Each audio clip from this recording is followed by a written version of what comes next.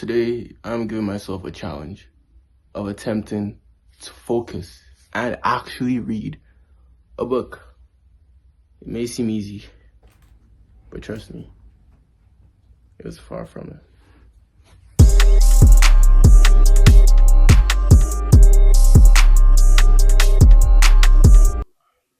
Okay, so the book in question was Furious Hours, The Murder, Fraud, and the Last Trial of Harper Lee by Casey Kep.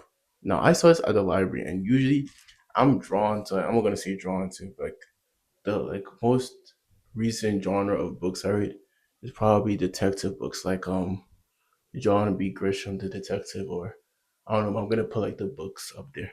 Like that series was like so inside. I feel like that was like my first proper book like review series. I don't know, but it was like so good, right? So I was like, you know what? Maybe this genre of books is what I should be reading. So I picked this up from the library, and I'm not gonna lie. I would say I've been busy, but like I've been staring at it. Like I read like the first 100 pages. I was like, hmm. So basically, enough yapping. Let me give you guys the breakdown. So basically, the book is divided into two sections. One about the murder of Reverend Maxwell, and the second, kind of like a biography of Harper Lee in relation to that. So I'm gonna make it as simple as I can, but you should check it out. It's a pretty eye-opening book to say the least. So basically, Reverend Maxwell is a local pastor, Reverend, whatever it's called. And then he is somehow, a bunch of his relatives or close associates managed to die like simultaneously, like maybe in the space of 2 weeks. And then the crazy part, somehow he's the only one getting the insurance. And somehow every time they die, the insurance is always in his name. Like what? So I'm wondering, I'm like, okay, so it's clear as day. It's too obvious, but this is real life. This is not the movie. It has to be him, right? I mean, he is literally, oh shoot, I lost my train of thought. Where was I? Oh yeah. But he is literally getting paid from doing all this. And the funniest part is that the insurance companies know.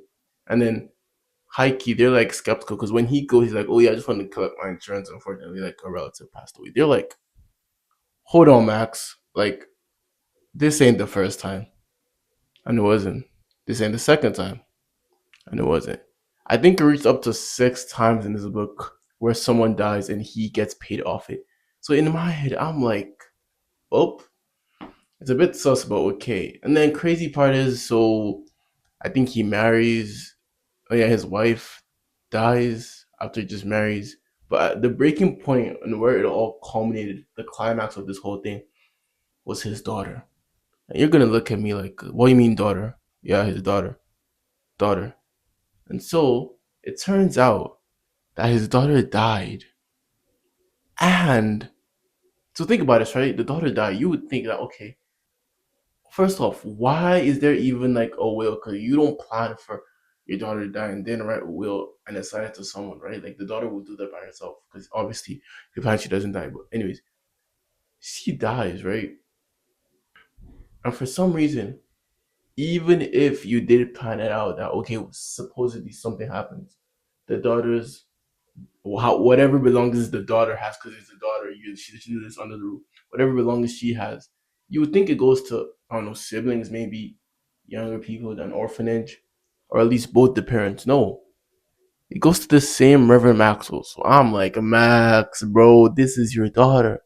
Max is like, I don't know, and that was the breaking point.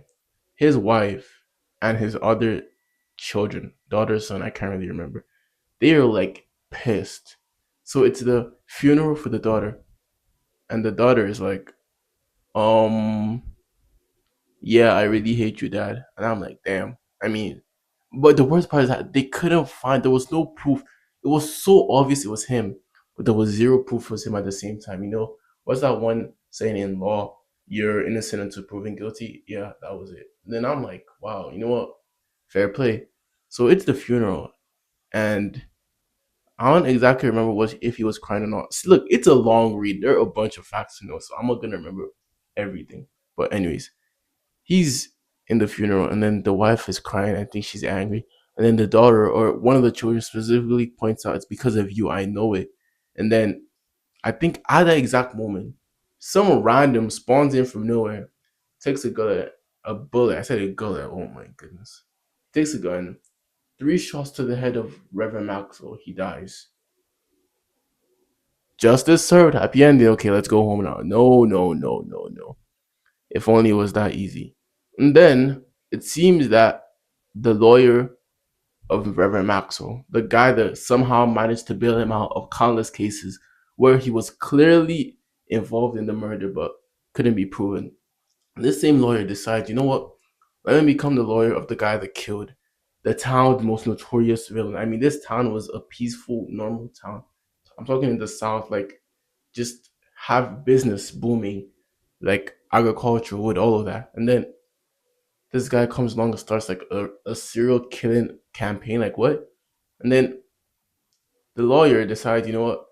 The guy that just killed my client, I'm gonna be his lawyer. And his job was basically trying to prove that he was insane. And somehow he did. I don't know, this guy gotta be up there with freaking Young Thug's lawyer, bro. This guy somehow managed to prove insanity of this guy. No, he was clearly not insane. Because afterwards, it went to the doctor. He says, "Yeah, this guy was not insane." But oh, the town's serial killer has been murdered, and everyone lives happily ever after. Point to note: both the murderer of Reverend Maxwell and Reverend Maxwell himself, they were both African American. So, point to note. Oh yeah, by the way, happy Black History Month to my fellow. But yeah, so that's the first part. The second part digresses to Harper Lee. Now, I don't know if any of you have noticed, but in high school, we had to read this annoying book, To Kill a Mockingbird. If you know, you know. I'm not even gonna say too much, but yeah, turns out Harper Lee's life is pretty interesting. Described as a tomboy for those that knew her, she was weird. She dropped out. She was all over the place, but she found a love for writing because of her English teacher. Shout out the English teachers, or shout out that English teacher, because I don't know how on earth. Because English, bro, English for those who know. But yeah, it was like, damn. And so she decides to, but she was dealing with the law. I mean, her dad was sick, her mom had mental issues. The gap between the siblings was like crazy. I'm talking 20, then 10, then one. Like, what? But whatever. And then she was like so stuck, but she found an escape with writing, I guess. And you won't believe it, but her first book, her debut book, was To Kill a Mockingbird. And somehow, some way, I mean, it's not somehow, some way. I mean, it's read in almost every high school across the world at this point, right? It was like Europe, North America, millions of dollars, millions of revenue, Pulitzer Awards. I'm talking multiple award nomination, multiple award wins, and somehow she just vanished. I'm talking Tim Duncan wins his fifth championship and just vanishes out of the air. And so I'm like, I mean, it's cool, I guess, but now everyone's pressuring her. You got to make a new book. You got to make a new book. And she's like, I'm good. But then she deals with a bunch of losses, the loss of her father, the loss of her close associates that helped her make the best selling book.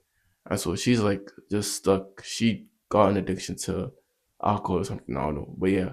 And then all of a sudden she suddenly sees her friend. It starts with a CA. I can't remember. I'm gonna put it somewhere here. But yeah. He was, let's call him like CA, the initial something, I don't know. But basically these guys were childhood friends and he became a best-selling author. Now he also made a book about a case where another murder case, but whatever. And then he kind of tweaked the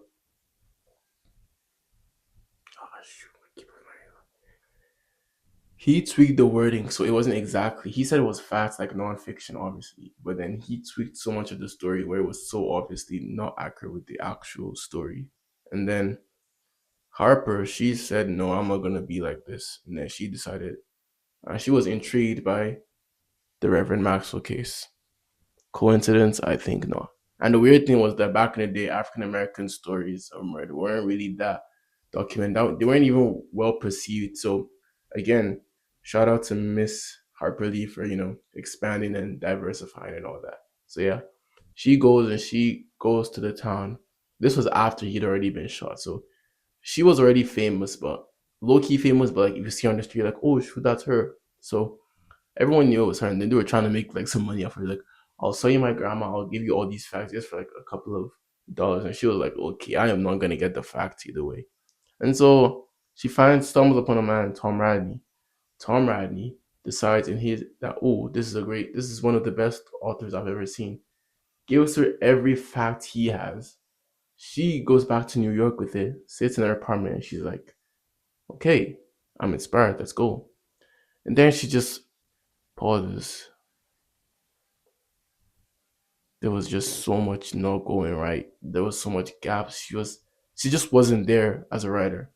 And so she decided it was in her best interest to cancel the book. And yeah, it was like, damn. So you went all the way to a random town in the middle of nowhere, came back with a bunch of files and you don't publish it. But all I will say is that I won't say it taught me something, but it's like staying real.